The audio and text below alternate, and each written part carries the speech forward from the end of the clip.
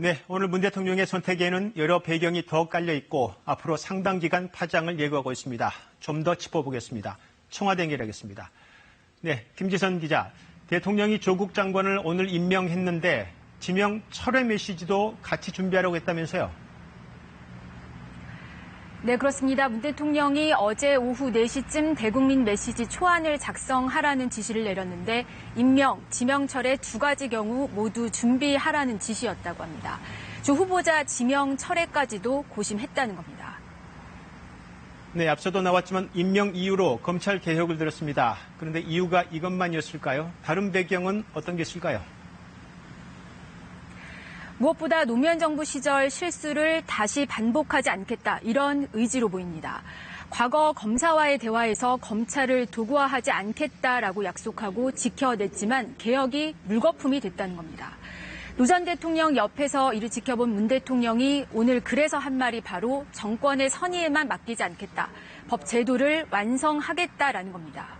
또 조국 장관이 낙마할 경우 권력기관 개혁 좌초는 물론 조기 레임덕까지 올 수 있는 상황도 고려한 것으로 보입니다. 네, 그럼에도 불구하고 조국 장관 배우자가 직접 수사를 받게 되고 기소까지 됐습니다. 장관으로서 업무 수행이 가능할까? 이 고민은 어떻게 설명됐습니까? 네, 이 우려에 대해서 문 대통령의 언급이 있었습니다. 직접 들어보시겠습니다. 검찰이 해야 할 일을 하고 장관은 장관이 해야 할 일을 해나간다면 민주주의의 발전을 분명하게 보여주는 일이 될 것입니다. 한마디로 검찰은 수사하고 장관은 업무 수행하라는 겁니다.